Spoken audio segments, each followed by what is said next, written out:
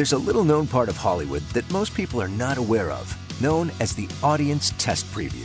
The recently released book, Audienceology, reveals this for the first time. Our podcast series, Don't Kill the Messenger, brings this book to life, taking a peek behind the curtain. And now, join author and entertainment research expert, Kevin Getz. One of the worst experiences of my career occurred in 2015 during a screening of a major tentpole movie. I landed in New Jersey on the day of the screening. I grabbed dinner near the theater, and I was ready to greet the clients before the movie. In addition to the star flying in from London, in addition to the entire studio flying in on a private jet from California, the audience was fully recruited, 400 people, and I made a call and I said, "How are we doing?" And my supervisor who was working said, "We have 40 people in line." And I said, 40 people? This was an hour before the screening. Suffice to say, someone inadvertently in my office canceled the entire audience. What I remember from that experience is not a lot except seeing the head of the studio, Marc Evans, outside smoking and saying to him, "I've got to share something with you." And I told him, and he didn't even sort of flinch. He kind of like looked quizzically. But I have to say that the composure, the graciousness, and the aplomb that he exhibited to the situation, more importantly to me, because I was freaked out, was something I'll never forget. Marc Evans is a very well-respected creative executive. He ran Paramount Pictures at the time since 2015. I think it was 14 or 15. And I've known him for many years prior to that. And he's here today. Marc, welcome. Thank you. Thank you for having me. Do you remember that night? I do. I remember that night with such fondness. It is so rare seeing you with any worry. And when you walked up to me, I remember catching your eye 30 or 40 yards away and thinking, something's off tonight. Something happened. And then you came up and said the thing to me about the audience. And then it ended up great, right? Well, in fairness, okay, so when I screw up, I own it always. I don't try to push it on anyone else.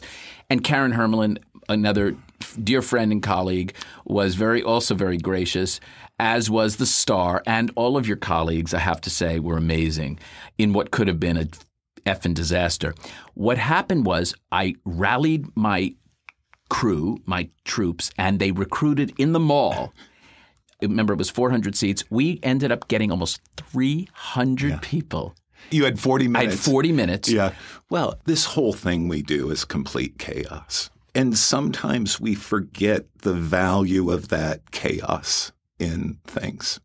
And we depend on the same stories we've told all the time. We depend on the same way we make movies all the time. And every once in a while, throwing a little chaos into things helps. And the truth is, and, you know, it was a great movie. We were testing and I think we all knew we were okay at the end of the day. But there was something about that audience that was different because of the pressure under which they were recruited into the theater. But it was so interesting that the responses we got were so consistent to a previous screening we had. Totally. And only showed the improvements that were made. So it was a whew. I remember sitting around with everybody afterwards, and there was this shock that anything had gone wrong and sort of complete acceptance of it because nobody had ever confronted a situation like that before. And I remember I was up all night reading the cards, and you just sat down and you're like, oh, okay, we got it. We're fine. And we've talked about it so much since. It never even came up. Nobody even talked about it. It's amazing. As a mistake or an issue. But that is, right, that is the amount of time we spend hopefully being the best versions of ourselves, doing all of these things with the best intentions, hopefully most of the time, so that people know when things like this happen, things happen. Yeah, and it's like the actor's nightmare where they come out and you're either naked or you forget your lines completely. Totally. That was my version of it. I want to say that your composure is very exemplary of why I think you were so successful as an executive. You always have a command about you, Marc, and I just like you so much. And no, truly. And talent in the town really agrees with that. Like, you're so well liked by people. Yeah. I want to ask you something. You started, ironically, in sort of documentaries were your first foray into movies. And I think you were programming director at Chicago Film Festival or something, right? So you went to University of Chicago. Yeah. And then you go into docs. Yeah. The whole process was an amazing thing. And you talk to assistants in the business and they say things to you, and it happens over everybody's career. Hey, how do I do this? How can I end up getting your job? How can I do that? And the truth is there's no single answer to how anybody gets it. I wish I could write a book about how to be successful in the movie business, and I think people have done good jobs of it. For me, it's always been an anecdotal story. I was a kid who loved movies. My mother loved the movies. I can tell you. Were you from the Midwest? Kansas City, Missouri, heart of the heartland, public school Truman. Kid, first generation college, all of that stuff that my poor kids have to suffer the story now of uphill both ways in the snow to school, walking for an hour kind of conversations with me. But yeah, I went to the University of Chicago. I was certain I was going to have to be a lawyer or something like that, get a degree to have a career sort of thing. What did you want to do? I guess I had this dream, funnily enough, that I would do something thoughtful and go to law school. But could that get me into like the foreign service? Could I be all over the world in embassies? There was that wanderlust to see the world of a Midwestern boy who wanted to be Well, that speaks to why documentaries probably touch you so much. It was a really interesting outlet to see the rest of the world and to do it. So there was this beautiful movie theater at the University of Chicago that they let the students run. In many ways, it was the best job I've ever had. And we showed a lot of documentaries and other movies too. But it's really where I learned about movies. How'd you get out to California? It was an amazing thing. I very luckily, after leaving school, ended up programming the Chicago Film Festival for 5 years, traveling around the world. I then had a friend who was moving out to California to go to the Peter Stark producing program at USC. Yeah. And he said to me, why don't you just come move with me? And I thought to myself, oh, my God, Los Angeles, who would ever work in the traditional studio movie business? I had once written one of those introductory letters at the beginning of the film festival program decrying Hollywood studios for the amount of screens. So you turned into a snob and then you now had to sort of eat your hat. It is framed behind my desk at home to remind me of the whole process of it. What job did you land, or did you go to school? You didn't go to Stark. I did not. I came out after traveling around the world for 5 years at all the best film festivals in the world, and I was broke. And on the same day, I was offered a job to be this wonderful woman's assistant who you'll remember, Julia Chasman, who was a producer, very, very talented producer. And I walked into her office, and I think it's probably the greatest height difference between executive and assistant in the history of the business,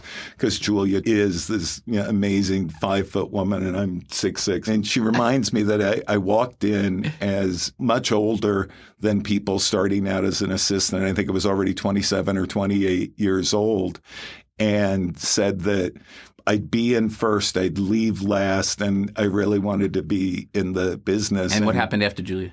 After Julia, I went and worked for Nick Wexler. Oh, and then Nick promoted great, me. man. Nick's amazing, and around some of the greatest movies ever, Sex, Lies, and Videotape and things like that. And then the amazing thing happened, which one of my mentors, Rosalie Swedlin, introduced me to Laura Ziskin. And I went and worked for, I think, the best producer in the history of the movie business for Laura. I would agree with you. I really would. And certainly one of the best. Yeah. I will say that first, Rosalie is fantastic. Amazing. And Amazing. I'm good buddies with Bob Court, Robert Court, and I've known him for 30 plus years. Tell me about Laura and what she taught you. One of the great memories I have of Laura is when she went from producer to studio executive. And I said, how is it? And basically her answer is, it's not that different because I'm still selling. Yeah. And I was like, thought that was so interesting. I said, what do you mean you're still selling? She goes, well, I don't just get to just green light something. I have to sell to my bosses. And I thought that was just a really interesting fact. Super interesting, right? And the great thing about Laura is I had a really rough first couple weeks with her. I'm like, read this. Oh, we're going to sell this. We can definitely sell this to the studio. And I gave her 2 scripts to take home maybe the first weekend in. She came back and she said, oh, God, I hate both of these, right? And she's like, I don't know if you're going to make it. And she's like, I don't really have time to be your mentor. She was in the middle of Spider-Man. That had to be a devastating conversation. Well, and you just think to yourself, and she Spider-Man. said, when she did Spider-Man at Sony with Sam Raimi and Amy. And wait, you were with her after Paramount? Before. The first 2 Spider-Mans, she did those Toby and Sam. Before Amy took the franchise over. Correct. When Amy was running the studio, she hired Laura to come on and produce those movies, which ended up in one of the most important conversations of my career with Alvin Sargent, who was Laura's longtime partner. 2-time Academy Award winning. One of the greatest men on the face of the earth, who was then writing Spider-Man movies for Laura. And I said to Alvin at one point, and he wouldn't even remember, but it was so impactful of me and sort of defined what became of me as an executive at Paramount. And it really was, in respect to everybody's work, kind of the beginning of the Marvel world in those movies and the X-Men movies. It was. And by the way, Kevin was there the entire time working on the movie, and you just saw that an empire could be built by him.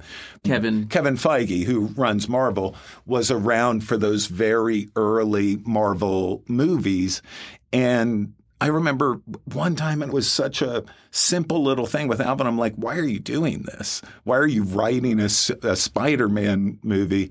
And he said, Mark, the pleasure of making something big good.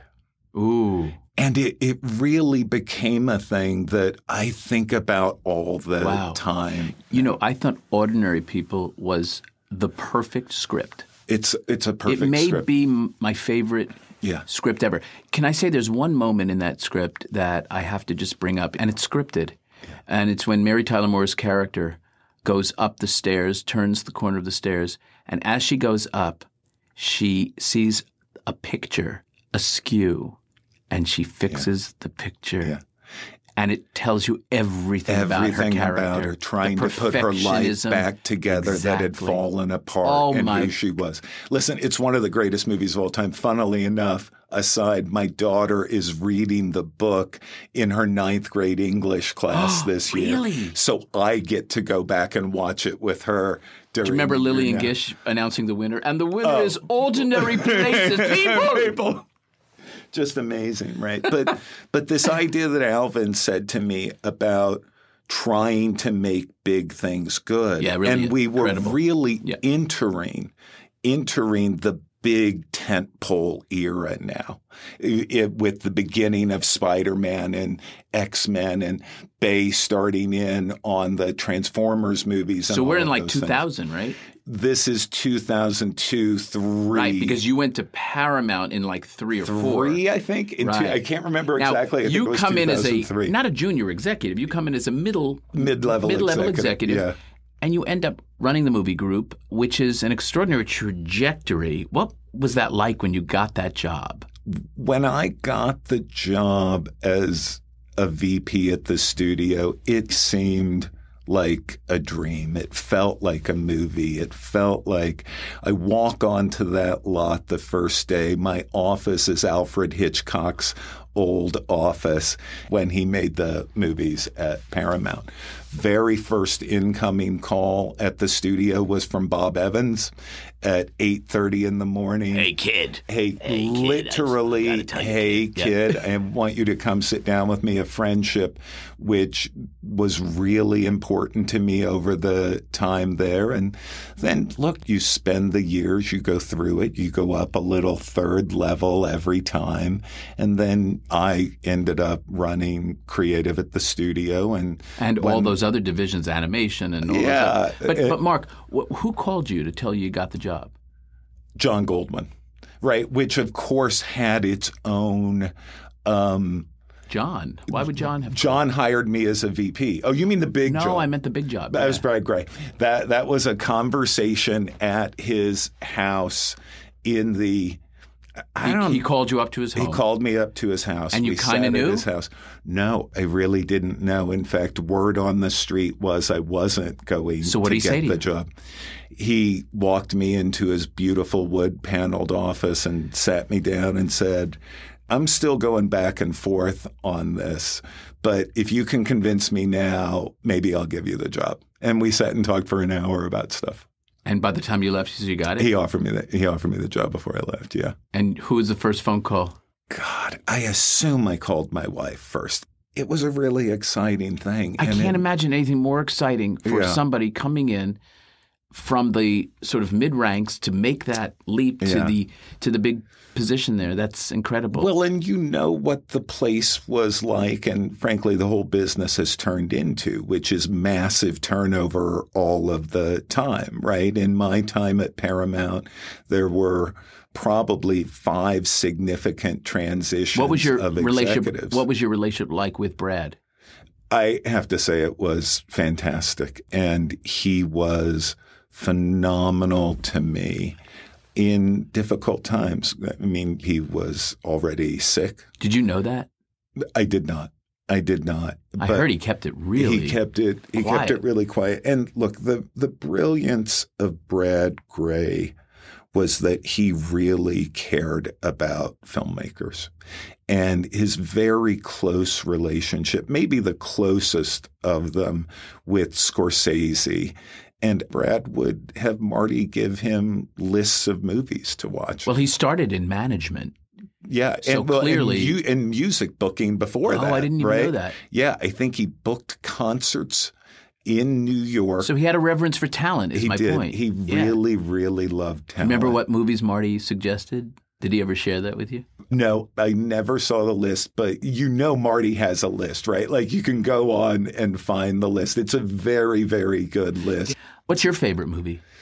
You know, I go back and forth. The Godfather is a perfect movie. Yeah, and I love the second one as much as I love the first. I don't think there can be better written movies than Casablanca. It's just everything about the movie is perfect. And complex. Yeah. You know. And then I'll give you 2 last ones that we don't have to sit through, but one of the greatest movies ever made, and I think the first time I saw it in college was because I had read about Scorsese talking about it, is Michael Powell's The Life and Death of Colonel Blimp. I've never seen it. So it was made in 42 or 43 in Britain. It was released in 45. It's about the friendship between a British soldier and a German soldier from the Boer War through World War I through World War II. Written and directed by Michael Powell and Emmerich Pressburger. And then I think my film festival part of my career, I love a lot of international cinema. And I think Wong Kar-wai's In the Mood for Love is a perfect movie. Wow. Yeah.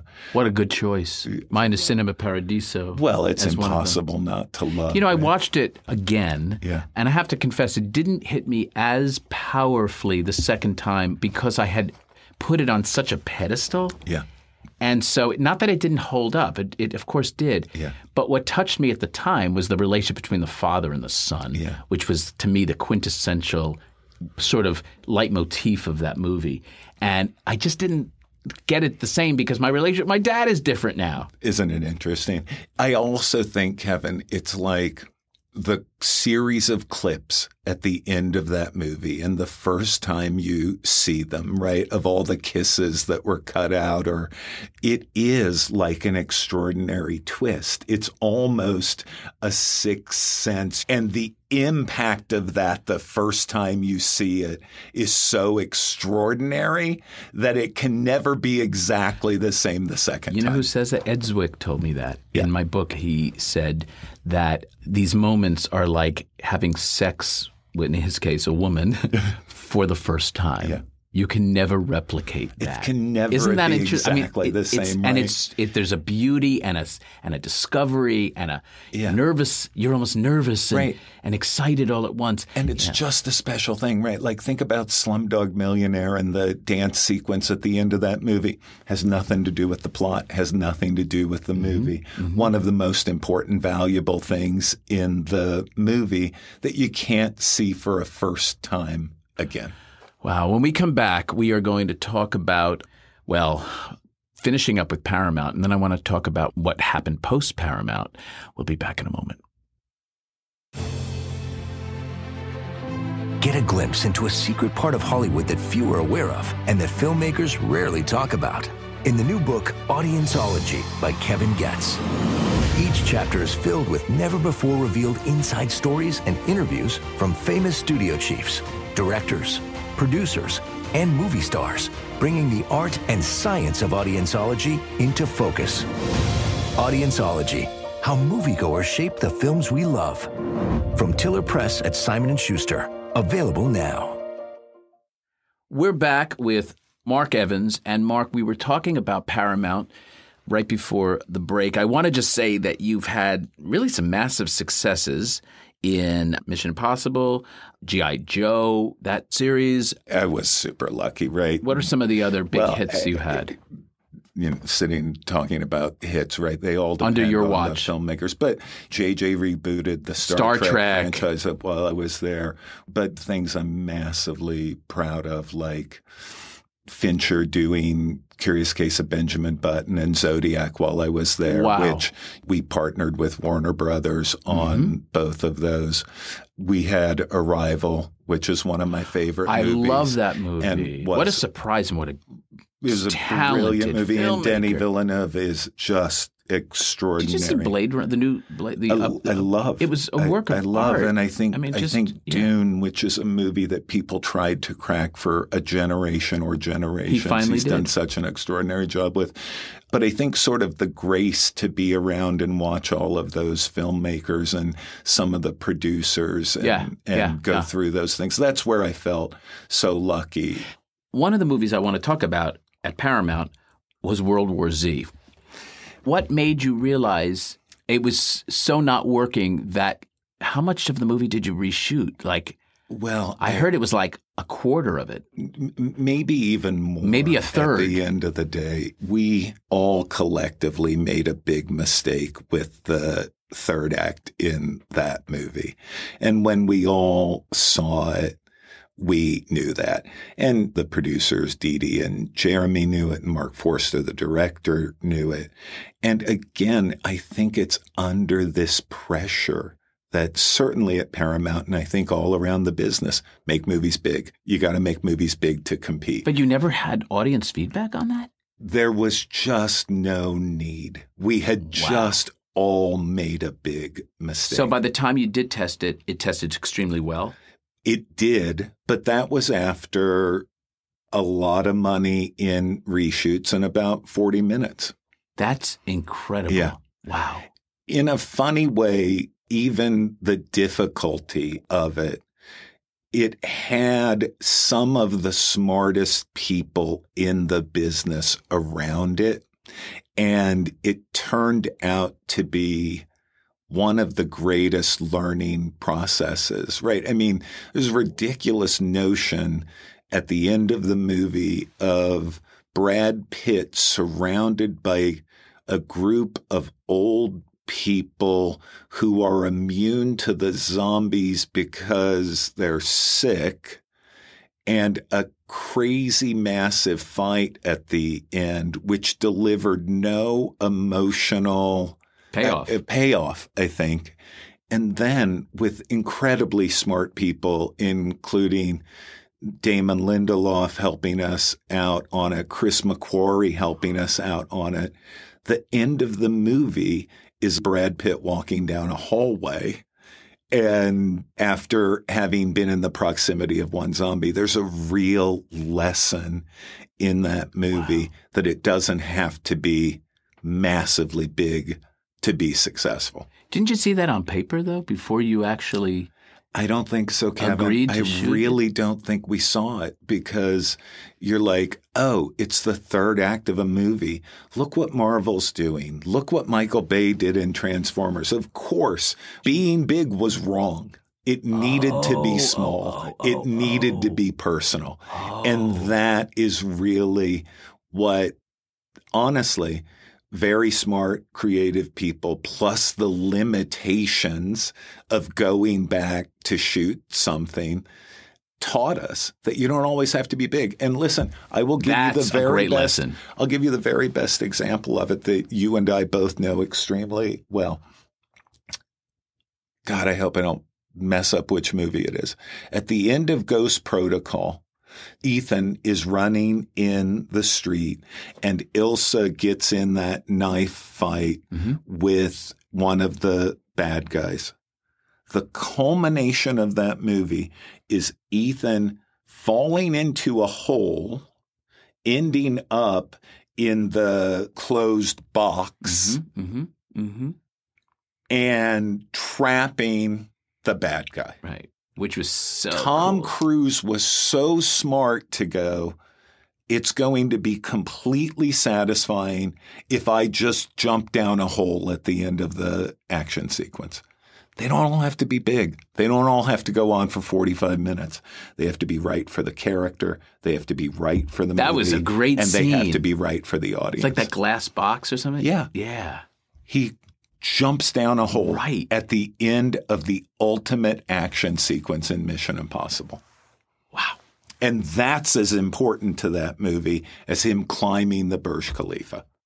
Now, you had some misses. Of course. Everyone does. Baywatch. What would you have done differently now? It's such an interesting question because we committed something on the movie which I still feel was exactly the right thing, which was evening out the gaze of the movie, right? The Baywatch as a television show was all about the male gaze and, Pamela Anderson or whoever else going up and down the beach in their swimsuits, their bikinis. And there was a fair amount of that in Baywatch, but we committed to two things. We committed to evening that out by having Dwayne Johnson in the movie and having Zac Efron in the movie. And we committed to an R-rated tone to it. So you changed the DNA, I think, in a way that didn't help. That probably the audience didn't want the DNA change. But I will tell you, and I am so happy to treat them all as my children and the successes and the failures of it. And there are things in Baywatch that I love and ideas in Baywatch that I think were spot on and really fun. But you might be talking to the wrong person because I love Ishtar. I think Ishtar. No, it's not about loving it or not loving it. It just didn't work at the box office. So my question from an audience perspective is what went wrong? And I know you guys came back to us to say, help us to figure it out.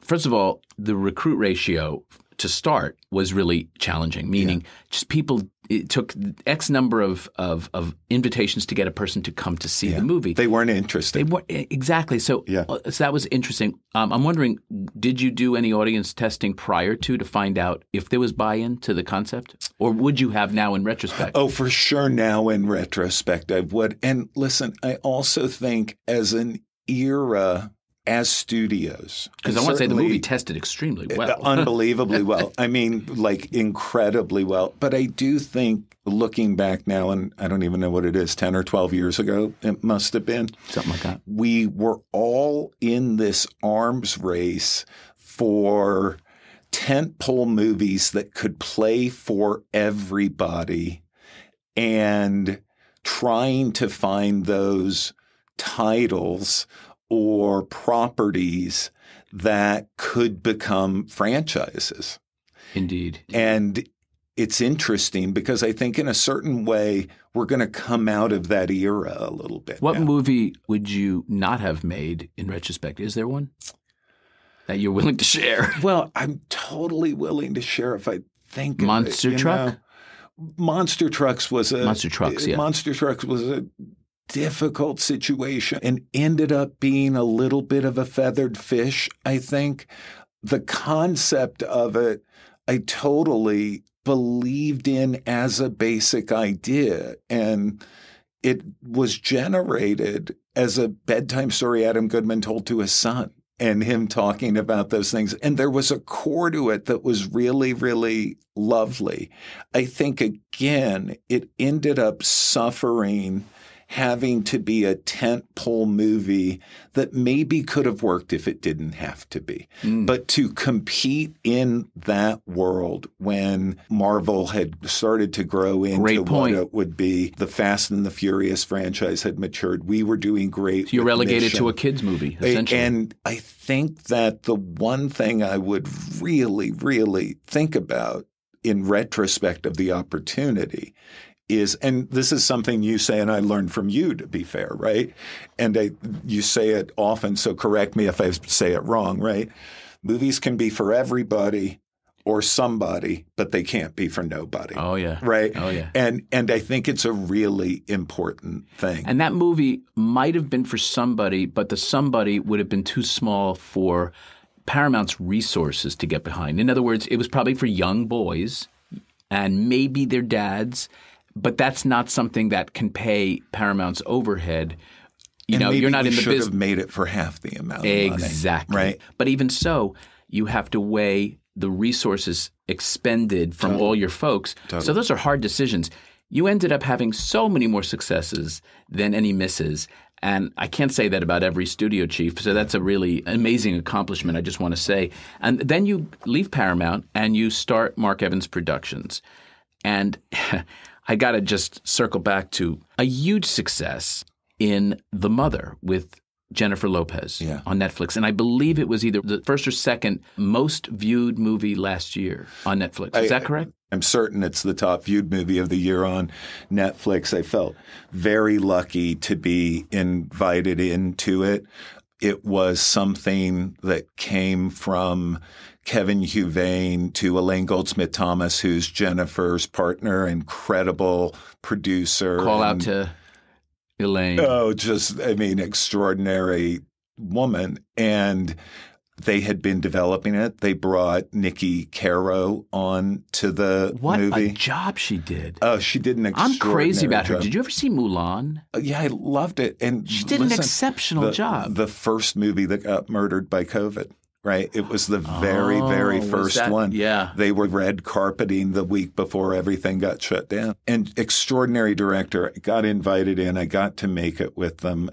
I think it's a really special movie. First of all, Jennifer Lopez, I just have to say, is to me, she's underrated, first of all, as a terrific actress. But the way she holds the screen and is so badass. Yeah. I mean, I loved the movie. If you remember, it's hard because sometimes I have to, when I'm doing my job and have to do the focus group afterwards, I have to sort of temper it back and say, don't put your own opinion. But you did a great job, Mark, I have to say. Thank you for saying that. Listen, I think it is emblematic of things for us to necessarily be thinking about in going forward in the movie business, right? That is a movie starring an over 50-year-old movie star. It's called The Mother. It's primarily about a relationship between a mother and her estranged daughter. But it is an action movie. It is. But it all does have this extraordinary female perspective to it that Elaine with and no apologies. Jennifer, with no apologies, and that Nikki, Elaine and Jen Nikki really cared about. And I would venture to guess, and I haven't seen the data of it, but that's a movie that played so deeply with the female audience. What do you mean you haven't on seen Netflix. The data? No, I mean the Netflix data. The afterwards. We've talked about it a little bit. Well, I have right? a product, little plug, called Postvod, and so we do sort of the exit polls, and it was extraordinary. It was really loved. And I have to say, and I know it's not Working Girl, but I think anthemic to those mothers and the idea of being a mother, right? I think the relationship in that movie and the scenes where the mother and daughter are just sitting around talking are every bit as important as the big action scenes in the movie. So I feel very, very lucky to have been invited into that and to get to work on it. And I hope we get to do a second one because there are more stories to tell. Another really successful movie was The Old Guard. Yeah. With Gina Prince Blythewood directed, starring our mutual friend Charlize Theron. And you're working on the second one now. Yeah. Directed by? Victoria Mahoney. And you are in the process of, right now, editing and doing final touches on that. Yeah. And I have no reason to believe it won't be as successful as the first one. Thank you for saying it, Kevin. I think it's a special franchise. The audiences are so devoted. They are. And invested in that franchise. Yeah. Franchise, it's only one movie, so it's hard to say yet it's a franchise. But they certainly want it to be a franchise. There's no question in my mind. Yeah, I think it all goes back to these extraordinary characters that Greg Rucka created in the graphic novel. I was going to say, is that the genesis of it? Yeah, and I think it's, again, a really special thing. Okay, we've made movies about immortals before, Highlander. We've made movies about vampires who are immortal and what they face in their dealing with eternity. But I think it's a really special movie that is a little different and a little deeper.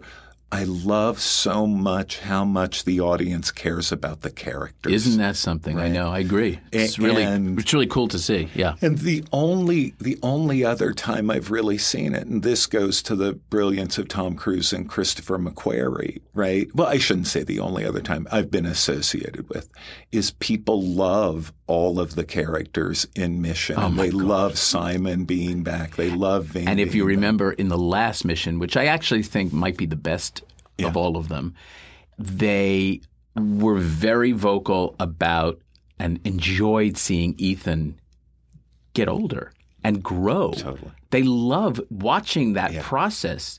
Yeah. And he's still badass. He's still badass. And listen, you and I could both talk for hours of everything we've learned by being tangentially around Tom Cruise for any point in his career.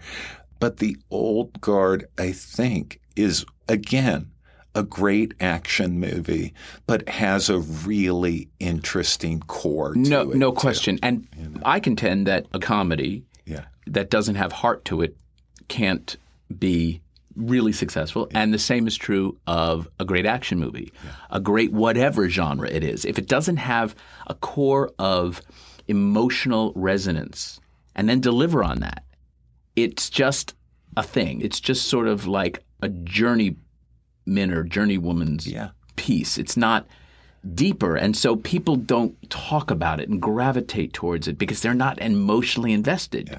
And you have to agree with that because most of your movies have that signature. Listen, it is the thing I care the most about, and being around the very first movie after I left the studio that I produced was what I think is one of my favorite movies, and maybe the one we go back to as a family and watch the most, which is Instant Family. Oh, with so how could I forget that? Mark, that Mark Sean Wahlberg. Anders directed, and it's just a special movie, right? And it is that comedy with heart to it. I don't know. Look, we all another really successful movie, right? Yeah, and we all won even a couple of awards. Yeah, and people care about, and you can be somewhere around no movie business people, and they're like, be on a plane. Oh, what movies did you work on? Those dreaded conversations that you don't want to have.